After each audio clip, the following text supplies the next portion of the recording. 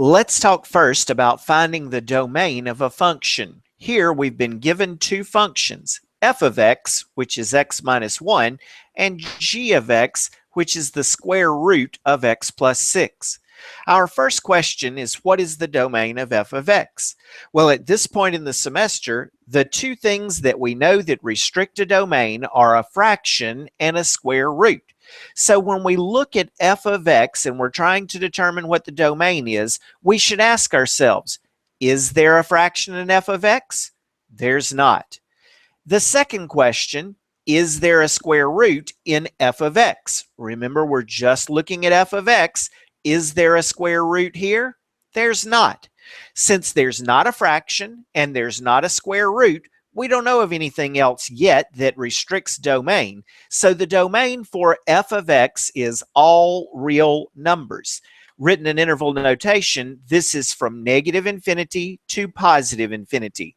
Parentheses always go with an infinity. Negative infinity is the smaller thing, so it should be on the left. Positive infinity should be on the right. Now let's ask ourselves about the domain of g of x.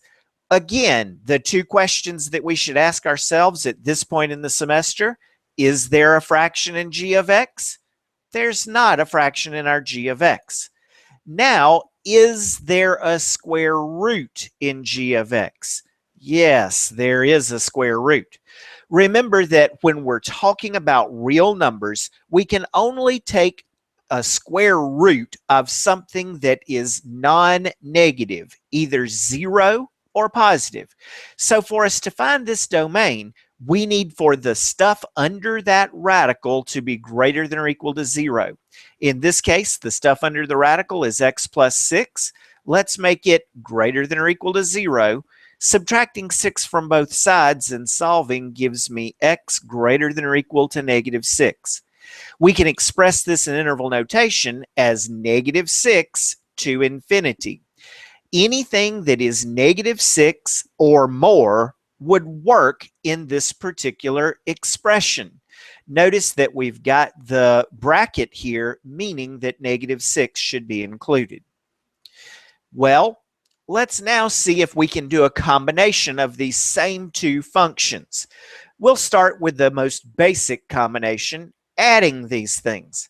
When we are asked to do f plus g of x, this is a combination where we're just adding together the two functions. Let's take the one called f, that was x minus 1, and let's add to it the one that is called g. G is square root of x plus 6. Here it is.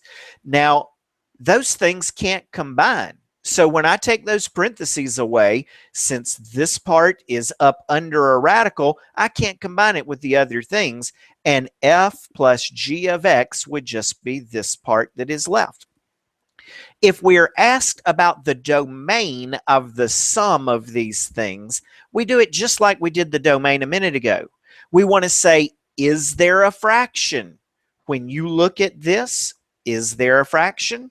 No, there's not. But is there a square root? Yes, there is. So again, take the stuff that is under the square root, just an x plus 6, make that greater than or equal to 0 and solve. And again, it gives us x is greater than or equal to negative 6.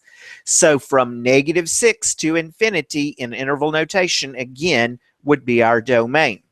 The fact that g had the restrictions that it did affected the entire sum. One more thing for us to look at is what is called the composition of the functions. This is when we take one of the functions and substitute it into the other one. With the composition that we're asked to do here, this is read as f of g of x. We'll take the one that is inside and we'll substitute it into the other one. So the stuff that g of x means, the stuff here that's shaded in green, we're going to take it and we're going to put it in the place of the x that is right here, substituting all of this stuff in the place of that x. F of g of x means we've substituted this stuff in for the x that is here. And now let's bring down that minus 1. Here is the minus 1. Since we've got stuff up under a radical, it can't combine with the thing that is on the outside. Nothing here combines, and this now is going to be f of g of x. So now, what about the domain of f of g of x? Is there a fraction there? There's not. Is there a square root? There is. I'll bet you've already guessed it. The stuff under the radical has to be greater than or equal to 0. So just like before, let's take the x plus 6 that was up under the radical and let's make it greater than or equal to 0. This again gives us x is greater than or equal to negative 6. So in interval notation, negative 6 to infinity is the domain. We have a bracket with negative 6 since it's included. Parentheses always go with an infinity. The smaller thing is always on the left. The larger thing is always